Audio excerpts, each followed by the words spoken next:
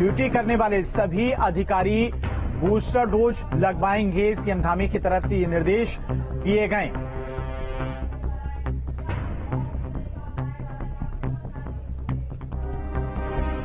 और इसी से जुड़ी हुई एक और बड़ी खबर है। कांवड़ यात्रा की तैयारियों में लगी धामी सरकार। सीएम धामी ने समीक्षा बैठक की है। पर्यटन संबंधी समेत तमाम अधिकारी इस बैठक में मौजूद रहे। कांवड़ियों पर पुष्प वर्षा करने की भी तैयारी है।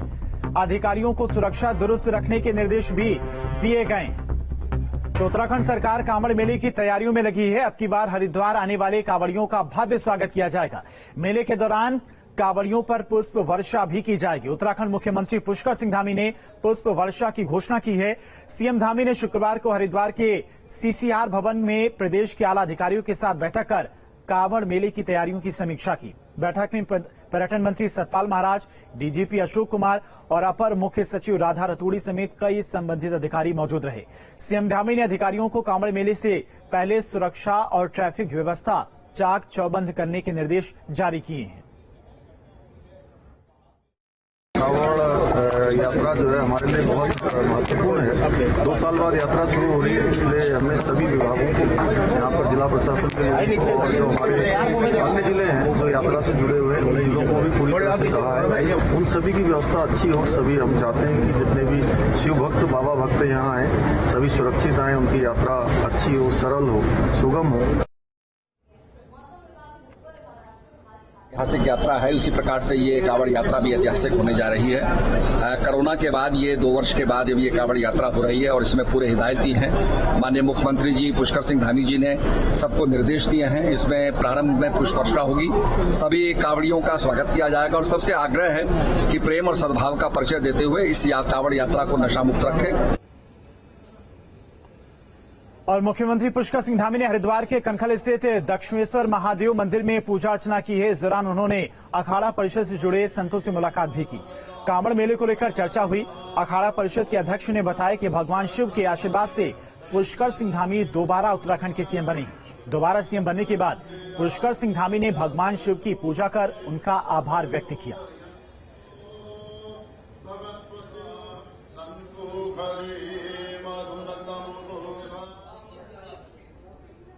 और सीएम पुष्कर सिंह धामी शुक्रवार को भी हल्द्वानी के दौरे पर रहे, जहां पर दौरे के दूसरे दिन मुख्यमंत्री ने कालीचौड़ मंदिर में दर्शन पूजन किया। मुख्यमंत्री ने मां काली के दर्शन पूजन के साथ ही भोलेनाथ का जलाभिषेक भी किया। ये 2 तस्वीरें आपको दिखा रही हैं, जहां पर हल्द्वानी के दौरे पर पहुंचे मुख्यमंत्री पुष्कर सिंह धामी ने सबसे पहले मां काली के दर्शन किए, मां का आशीर्वाद लिया और उसके बाद भोलेनाथ का भी आशीर्वाद लिया, भोलेनाथ का जलाभिषेक किया।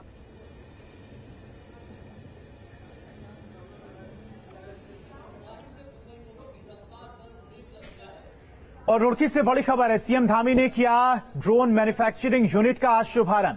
मेक इन इंडिया के तहत बनी प्रदेश की पहली ड्रोन फैक्ट्री। सीएम धामी ने पीएम मोदी का आभार भी व्यक्त किया है। मेक इन इंडिया के तहत उत्तराखंड के विकास पर आभार भी जताया है। आधुनिक तकनीकी के क्षेत्र में भारत विश्व गुरु बनने की ओर अग्रसर है। मुख्यमंत्री पुष्कर सिंह धामी की तरफ से यह कहा गया है।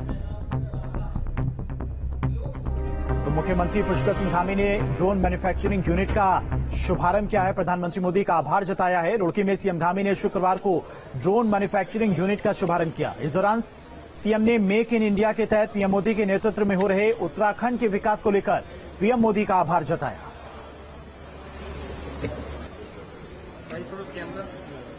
मोदी जी के नेतृत्व में जहां मेक इन इंडिया बहुत तेजी से आगे बढ़ रहा है, हर क्षेत्र में आज हम आगे बढ़ रहे हैं।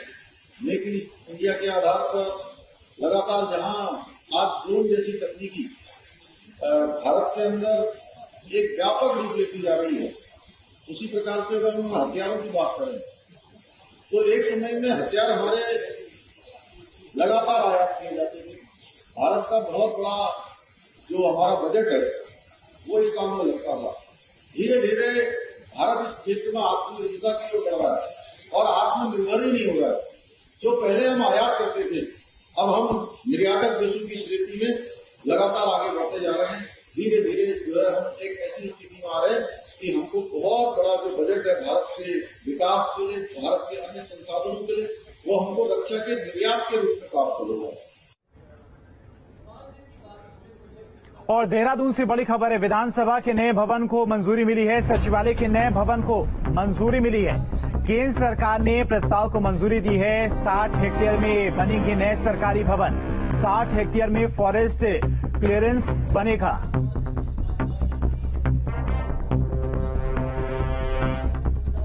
उत्तराखंड में पिछले 1 दशक से लटके नए विधानसभा और सचिवालय भवन के प्रस्ताव पर भारत सरकार की ओर से सैद्धांतिक मंजूरी मिल चुकी है। देहरादून के रायपुर क्षेत्र में 60 हेक्टेयर भूमि पर विधानसभा, सचिवालय भवन और आधारभूत सुविधाओं के प्रस्ताव पर केंद्र सरकार ने मुहर लगा दी है। अब जल्द ही निर्माण कार्य भी शुरू हो जाएगा। इसके अलावा 60 हेक्टेयर की भूमि पर फॉरेस्ट क्लियरेंस की भी मंजूरी मिली है। आपको बता दें कि राजधानी देहरादून का विधानसभा भवन राज्य बनने से पहले देहरादून का सीडीओ ऑफिस हुआ करता था। देखिए, ऐसा है कि दिक्कतें तो काफी आती हैं। आप सब जानते हैं कि ये विकास भवन था, सीडीओ का दफ्तर था, जिसे विधानसभा में कन्वर्ट किया गया है। और स्पेस की तो समस्याएं हैं, सभी के लिए है। मेरा सचिवालय, जो विधानसभा का सचिवालय चलता है, उसमें अफसरों के लिए बैठने की जगह नहीं है। एक कमरे में 6-6, 7-7 लोगों को बैठा रखा है, तो आवश्यकता तो है। लेकिन अब देखते हैं आगे क्या होता है, किस तरह से इस पर हम लोग कार्य कर सकते हैं। इसमें ऐसा है कि इसमें जो इन प्रिंसिपल अप्रूवल है, जिसको सैद्धांतिक स्वीकृति बोलते हैं, लगभग 60 हेक्टेयर का ये प्रस्ताव है। सैद्धांतिक स्वीकृति भारत सरकार से इसमें मिल चुकी है। तो जैसे ही ये कंसर्न डिपार्टमेंट द्वारा जमा कर दिया जाएगा तो इसको आगे बढ़ाया जाएगा और फिर भारत सरकार इसमें विधिवत स्वीकृति जारी करेगी। और खबर रुद्रप्रयाग से, जहां पर 23 करोड़ की लागत से जिला चिकित्सालय